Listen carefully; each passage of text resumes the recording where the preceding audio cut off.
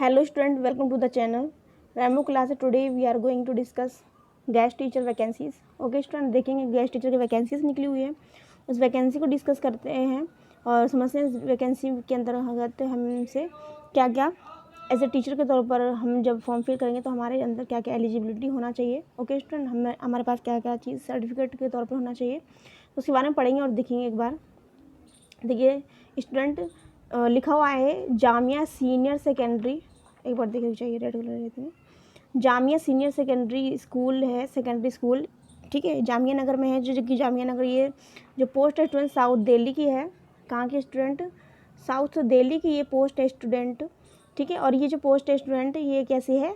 Permanent post नहीं है, बल्कि क्या है, टेम्परेरी बेस की जॉब है। इसको गेस्ट टीचर यहाँ पे बोला जाता है। ओके स्टूडेंट, तो इसके बारे में पढ़ेंगे। देखिए इसमें क्या क्या लिखा हुआ थोड़ा सा समझेंगे हम, ठीक है। क्या क्या क्राइटेरिया है इसमें फॉर्म फिल करने का, ऑफलाइन है ऑनलाइन है, क्या चीज़ है। Application on prescribed form is invited from the eligible candidate for the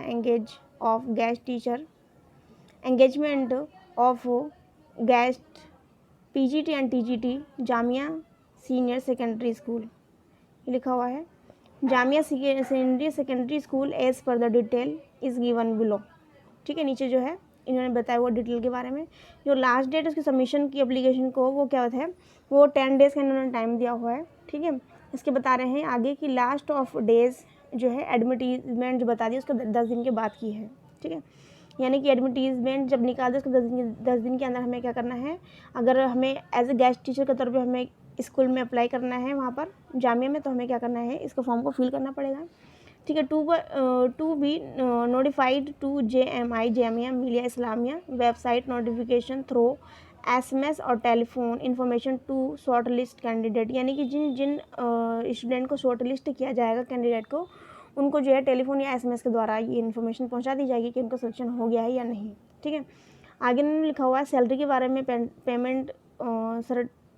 payment का जो क्राइटेरिया है उसके बारे में बताया हुआ है कि पे जो है पर पीरियड बेसिस, यानी कि वर्तमान समय में जो मौलिक पे स्केल चल रहा है उसके हिसाब से इनको पर डे के मुताबिक जो है क्या दी जाएगी, सैलरी दी जाएगी। इसमें कौन कौन सी पोस्ट है इनको एक बार डिस्कस कर लेंगे। इसमें पूछा हुआ एसेंशियल क्वालिफिकेशन, जिन जिन क्वालिफिकेशन की ज़रूरत है, आवश्यकता है, जो बहुत ज़्यादा इम्पोर्टेंट है, महत्वपूर्ण है क्वालिफिकेशन जो है, वो कौन कौन सी इसमें देखिए लिखा हुआ है। इसमें लिखा हुआ PGT के लिए, देखिए एक बार अगर जूम नहीं करूँगी मैं, इसको थोड़ा छोटा कर लेती हूँ।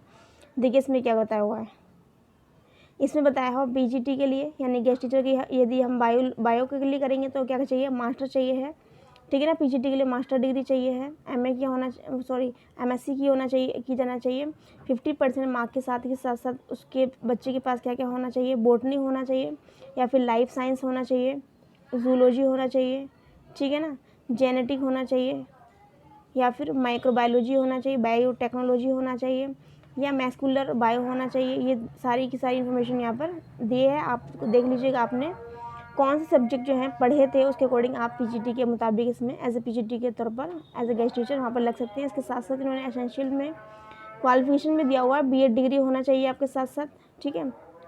उसके बाद भी इन्होंने दिया हुआ आगे डिज़ायरेबल के अंदर बताया हुआ इन्होंने कंप्यूटर एप्लीकेशन की क्या होना चाहिए, नॉलेज होना चाहिए। इसके साथ साथ एबिलिटी टू रीड, योग्यता होना चाहिए क्या पढ़ने की, रीड एंड राइट उर्दू की यहाँ पर जो है, ये क्या है बच्चों, एक इस्लामिक स्कूल है जिसकी वजह से यहाँ पे जो उर्दू है, जो स्टूडेंट क्या है, उर्दू जो लैंग्वेज है स्टूडेंट, उसको क्या माना गया, एसेंशियल माना गया है।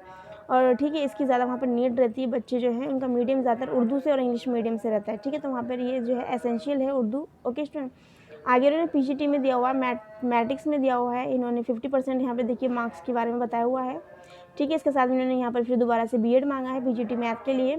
इसके साथ साथ इन्होंने कंप्यूटर, किसी भी यदि हम PGT के लिए करेंगे तो हमें कंप्यूटर की जो है इंफॉर्मेशन होना चाहिए, कंप्यूटर की एप्लीकेशन के बारे में अच्छे से नॉलेज होना चाहिए। इसके साथ साथ यहाँ पर उर्दू की भी नॉलेज होना ही चाहिए, ठीक है। ये लिखा हुआ है उर्दू के बारे में PGT के गेस्ट टीचर के बारे में। उसके बाद में कॉमर्स की यदि बात की जाए तो PGT के लिए कॉमर्स में भी इन्होंने 50% मार्क्स की यहाँ बात कही है। इसके साथ साथ इन्होंने M.Com बिजनेस इकोनॉमिक्स जो भी किया हुआ उसके बारे में बताया हुआ है। इसके साथ साथ फिर दोबारा से इन्होंने BEd, यानी कि आप PGT चाहे बायो कीजिए चाहे मैथमेटिक्स या फिर कॉमर्स हो, आपके लिए आप एक तो ये है कि आप उस सब्जेक्ट से PG होना चाहिए, इसके साथ साथ PG होने के साथ साथ आपको BEd होना है, बीएड होने के साथ साथ क्या होना है, आपको कंप्यूटर की एप्लीकेशन की नॉलेज होना चाहिए, ठीक है। उसके साथ साथ आपको रीड करनी चाहिए, उर्दू जो है आपको पढ़ना और लिखना दोनों आना चाहिए, ठीक है स्टूडेंट। आगे चलते हैं 4 पॉइंट पे। देखिए 4 पॉइंट में क्या समझाया हुआ है। 4 पॉइंट में यहाँ पे गेस्ट पीजीटी के लिए इस्लामिक स्टडीज़ के लिए दिया हुआ है, ठीक है ना। इस्लामिक स्टडीज़ के बारे में एजुकेशन दी जाती है, उसके बारे में यहाँ पर बताया हुआ है। देखिए उसके बाद में यहाँ पे इंग्लिश के बारे में यही इन्फॉर्मेशन दी हुई है, ठीक है।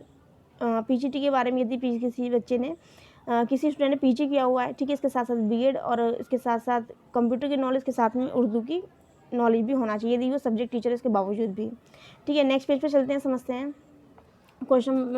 हमारा पॉइंट 6 है। 6 में इन्होंने दिया हुआ टीजीटी केमिस्ट्री, क्या दिया हुआ टीजीटी केमिस्ट्री, इसके लिए इन्होंने 50% मार्क्स की देखिए यहाँ पे बात कही है। उसके बाद में इन्होंने क्या मांगा है टीजीटी के लिए। पीजीटी के अंदर इन्होंने कोई भी टेट नहीं मांगा है, आपके अंदर आपके पास सीटेट का कोई सीटेट जो है प्राइमरी जूनियर कोई से भी क्लियर हो या ना हो, इससे कोई फ़र्क नहीं पड़ता है पीजीटी के लिए, ठीक है। आपके पास सिर्फ क्या होना चाहिए, पीजी होना चाहिए, आपके पास क्या होना चाहिए, पोस्ट ग्रेजुएशन आप कंप्लीट कर चुके हैं। यहाँ पे टीजीटी के अंदर बात की जाए केमिस्ट्री की, तो यहाँ पे इन्होंने सेकंड पेपर जो है इन्होंने क्या माना, एसेंशियल माना है। सेकंड पेपर क्या होना चाहिए, बच्चों को पास होना चाहिए, ठीक है। और इसकी बात आगे की जाए तो ये इसमें यहाँ पर लिखा हुआ है प्रोफिशिएंसी इन टीचिंग इंग्लिश और हिंदी मीडियम। यहाँ पर बच्चों की जो लैंग्वेज की बात की जाए तो यहाँ पर बच्चे इंग्लिश और हिंदी दोनों मीडियम की यहाँ पर बात की गई, ये भी आपको आना चाहिए, ठीक है। यहाँ पर फिर दोबारा से उन्होंने कंप्यूटर एप्लीकेशन की बात की गई है और उर्दू तो आपको आना ही चाहिए, यानी कि यहाँ पर बात की जाए इस स्कूल में तो यहाँ पर आपको तीनों ही लैंग्वेज हिंदी इंग्लिश और उर्दू तीनों ही लैंग्वेज को अच्छे से आना चाहिए, ठीक है।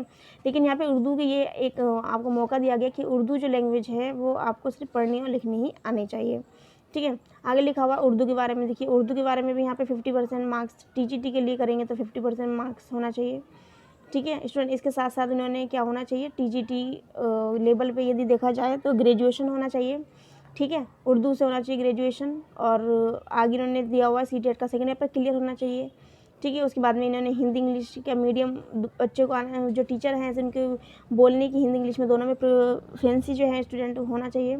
इसके साथ साथ कंप्यूटर एप्लीकेशन की बात ये सभी में कॉमन की गई है, ठीक है।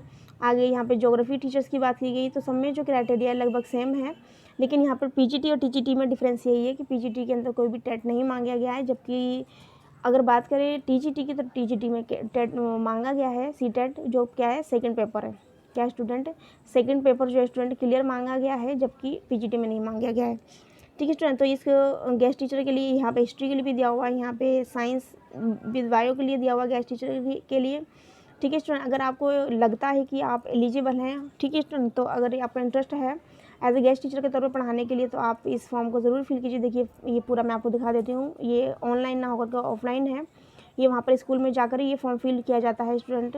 तो देखिए ये ऑफलाइन है, ये सभी आपको अपना पोस्ट, अपने father name, mother name, date of birth, ये सब कुछ अपने कौन सी ईयर में किस ईयर में 10th 12th और ग्रेजुएशन पीजी किया हुआ है, इसके साथ साथ आपने सेंट्रल गवर्नमेंट का सीटेट जो है प्राइमरी और जूनियर यदि पास किया हुआ, यदि मांगा गया वहाँ पर, तो ये बताना किस इंस्टीट्यूट से किया है, किस ईयर में किया है। तो ये सभी इन्फॉर्मेशन आपको क्या करना है, यहाँ पे फिल करना है, ठीक है स्टूडेंट। तो आज के लिए यही मेरी इन्फॉर्मेशन थी। Thank you for watching, take care and bye bye, like and subscribe.